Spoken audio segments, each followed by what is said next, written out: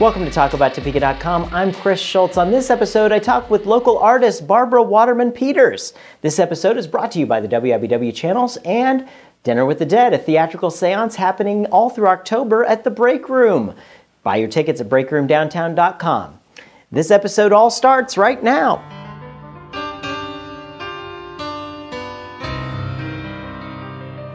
Well, there is a lot of talk about the art world in Topeka, and I'm sitting here with a living legend to art here, Mrs. Barbara Waterman Peters. Thank you so much for joining us. Thank you, Chris, for asking me. It's a pleasure to have you here, and truly, I want people to know you've been an artist for a long time around here. You've done some great work. Yes. Tell us, what got you into being an artist? I have always considered myself an artist from little on up. Mm-hmm. I studied art all through school. I was very fortunate to have wonderful teachers all through school, from kindergarten through graduate school. So I have been fortunate to be able to pursue it all my life. And so I consider myself a very lucky person. Yeah, absolutely. And you were born and raised here in Topeka, in this area? I was born in Topeka at St. Francis Hospital. All right. And I lived here through part of my childhood. I did come back to attend Washburn University. I have lived in and around Topeka all of my adult life. Well, and in that time, how have you seen the art world in Topeka change? The fact that young, emerging artists have so many opportunities now.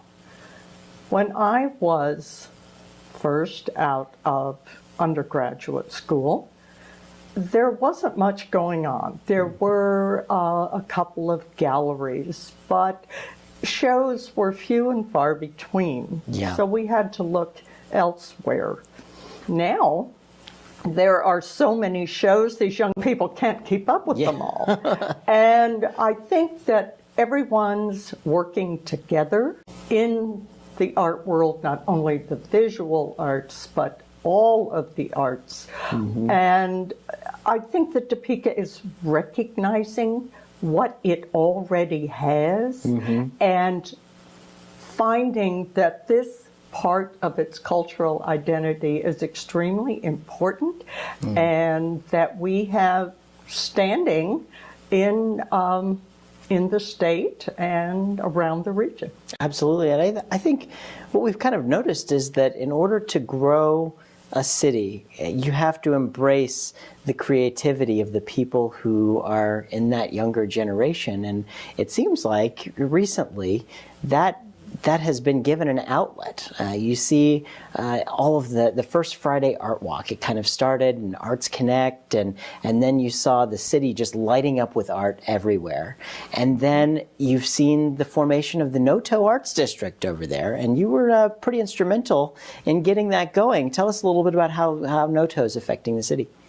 I think that Noto is probably the strongest infusion of cultural identity that we have had in a long time.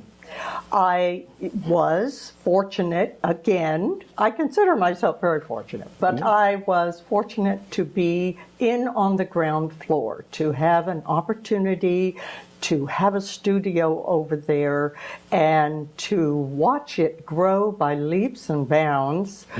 I mean, considering that I have been in my studio less than 2 years, and I have lots and lots of neighbors, many artists, and lots of people coming over to see what we're doing, and it's so wonderful that this is an important part of Topeka's history. North Topeka was where it all started. It's historic, and to see it revitalized and to see everyone coming back over to the north side of town is just fantastic. I love it. The atmosphere over there, the creative energy, the opportunity to spend so many hours over there in my studio it's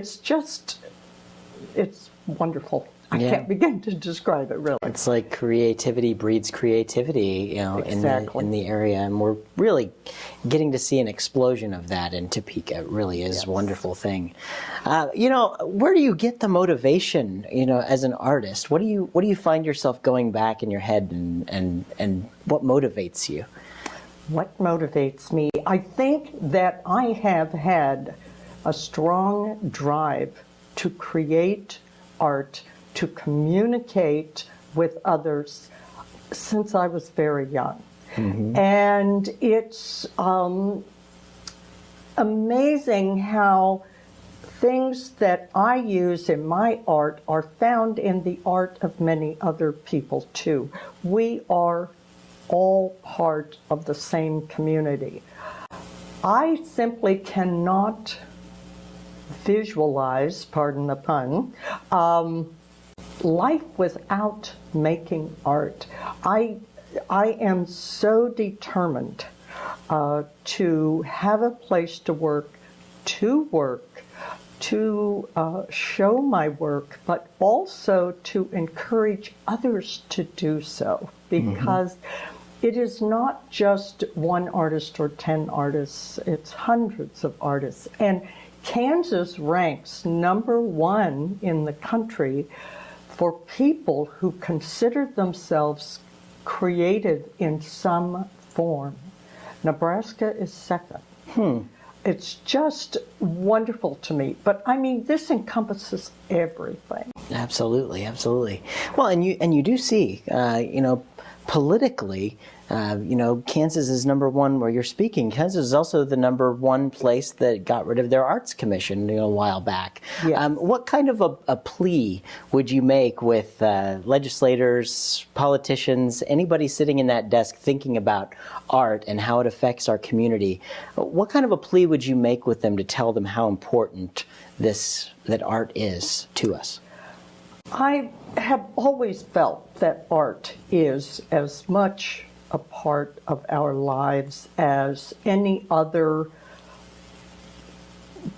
component in education. Of course, we need reading, writing, arithmetic, we need computer skills, we need athletics and all that for good exercise and everything. But the arts are something that each student can enjoy, can participate in, can find a way to link to others, can profit from, in that the arts strengthen abilities in other fields.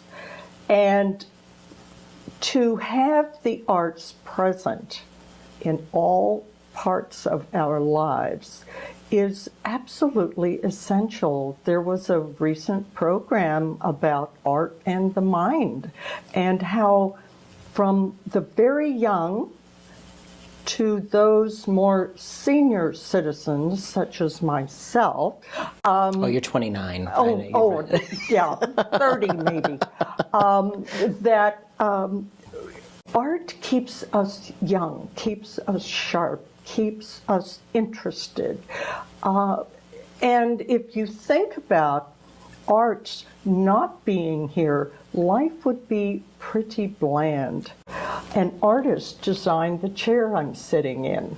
I mean, it's absolutely an essential part of life. And to cut that off is essentially to cut ourselves off from what it is to be human. Yeah, absolutely. I can tell you, I have a degree in theater.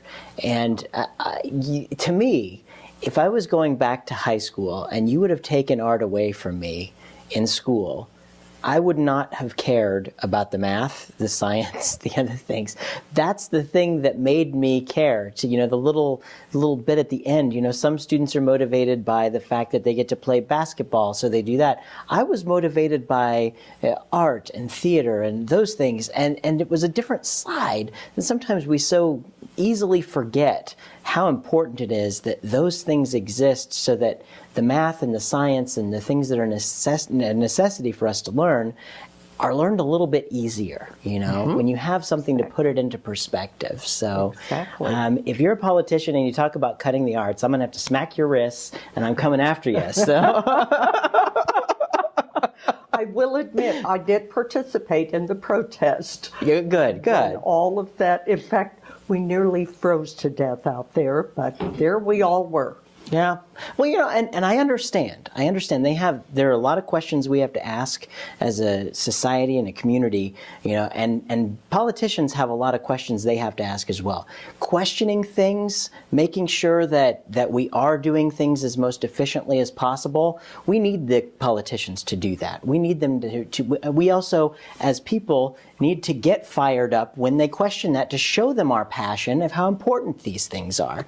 So that when people are talking about things, we need to get fired up about it to show people how important it is. And I think that we've done a good job with that here in Kansas, and especially in Topeka.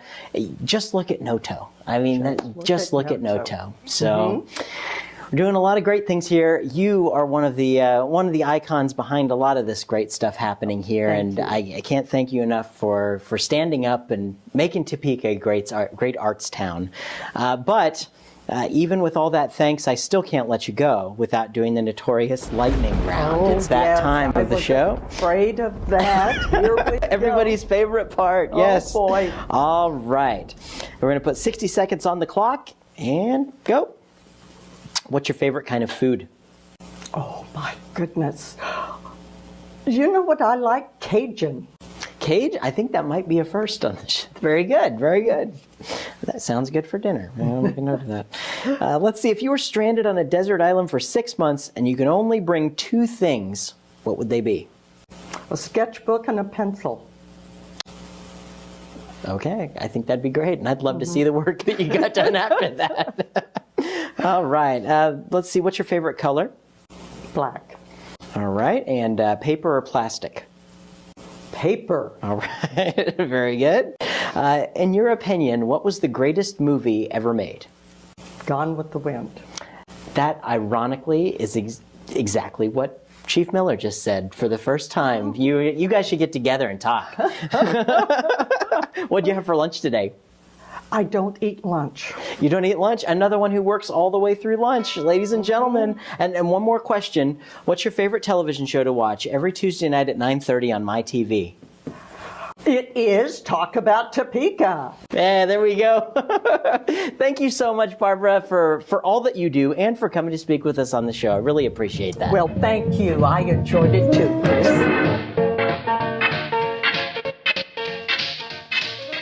Thanks for tuning into this episode of TalkAboutTopeka.com. I'm Chris Schultz. If you liked what you saw today, please help our guests spread their message by sharing our videos with your friends. You can also find us on Facebook, Twitter, and be sure to subscribe to our YouTube channel. This episode of Talk About Topeka was brought to you by the WIBW channels and Field of Greens, a garden bistro in downtown Topeka. Topeka's #1 salad bar, according to me. Thanks for joining us. Remember, keep talking about Topeka.